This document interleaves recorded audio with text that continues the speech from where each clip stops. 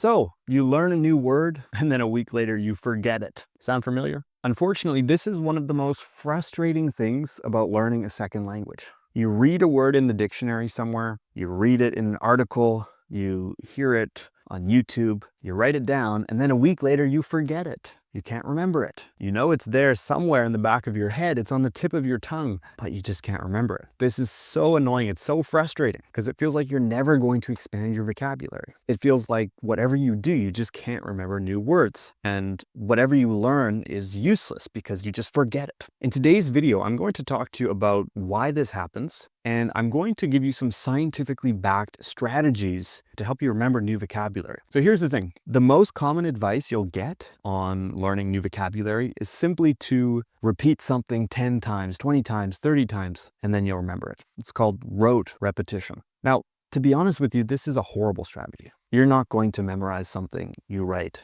10 times on a sheet of paper. It's simply impossible. And if you try to memorize vocabulary this way, you're actually fighting against your own brain. See, your brain isn't designed to retain information in this way. And this isn't just me espousing some made-up theory. This is actually scientifically proven. See, in the 1880s, a German psychologist by the name of Hermann Ebbinghaus decided to test this theory. And what he did was he created a bunch of nonsensical combinations of letters, and he attempted to memorize those combinations of letters. And what he found was as each day went on, he remembered less and less. So the more time that passed, the less he actually remembered. And the key here is that what he did in his experiment was completely nonsensical. And by nonsensical, I mean there was no emotional connection, which we'll talk about in a moment. Now, this is called the forgetting curve, Hermann Ebbinghaus's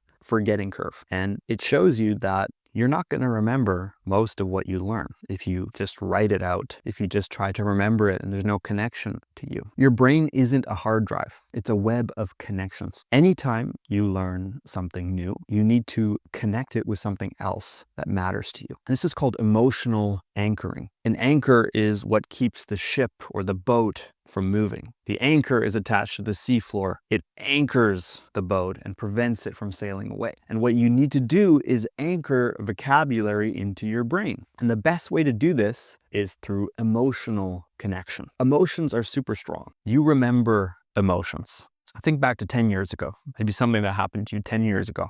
You might not remember exactly what happened, or you might not remember the exact details, but you'll remember how you felt. You'll probably remember whether you were happy, you were sad, you were angry, you were disappointed, you were jealous. You won't remember the details, but you'll remember the emotion. So if you can do this with vocabulary, you're going to be so much more likely to remember what you learn. And in doing so, you are going to war with Mr. Ebbinghaus's forgetting curve. Your brain is actively fighting against that tendency to forget words. Words stick with you when they matter to you personally. Now, recently, we had a student in one of our programs who mentioned that she learned the word kibble. Kibble, it's a weird word, kibble. Kibble is essentially pet food. It's dog food. It's the hard little pellets that your dog or your cat or your rabbit consumes. It's called kibble. Now, this isn't a word that most people use on an everyday basis. So naturally, if you just see it once, you might search the definition online and you might try to remember it, but you're probably not going to be able to. You're probably going to forget this word. And this was the case with the student who came to us with this. She saw the word once, then she forgot it. Well, 2 months later, she got a pet cat. And now suddenly this pet cat came into her life and she had to feed the cat. So what did she buy? She bought kibble. She bought kibble to feed the cat. And the word popped up again in her life, the word kibble. But now she had a much easier time to remember this word because it actually meant something to her. She was excited to have the cat. She was nervous to have the cat. She felt emotion when she saw her cat, when she thought of her cat, when she fed her cat, when she did anything with her cat. The cat meant something to her, and all this vocabulary related to pets was suddenly easier to remember and more relevant.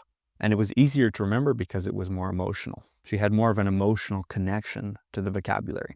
You see, words don't exist in isolation. Words are there in the universe, in language, to express something. And that's often something emotional because we are human, we are emotional, we all have emotions. So if you can connect any new words you learn, maybe on TV, on the news, in class, if you're taking lessons, by the way, click the link in the description below if you want to apply to study with us. If you can do this, if you can connect any word you learn with a specific emotion, you're going to be so much more likely to remember this word. So stop trying to memorize the dictionary. Stop trying to write words out 20 times, 30 times, hoping to remember them. You're not going to be able to. And you're not going to be able to because you don't have an emotional connection to these words. Emotions anchor vocabulary into your brain. And that's the key. If you really want to remember a new word or a new concept, it needs to be anchored to your brain. It needs to be stuck there. It needs to be completely immovable. I encourage you to look around you, look at an object. Maybe you know the English translation, maybe you don't know the English translation. If you don't, you can find that. Make sure you know the names of everything in your room, in your life. And if you don't, if you have to learn new vocabulary, and connect it to either a positive or a negative emotion that you've experienced. I hope you found this video useful. Make sure to leave a like. Let me know in the comments if you've ever tried this strategy, if you find it difficult to memorize vocabulary, and if you're planning on implementing this strategy. If you want to learn more about how you can improve your English with me and my team, click the link in the description below to apply now. I'll see you in the next video.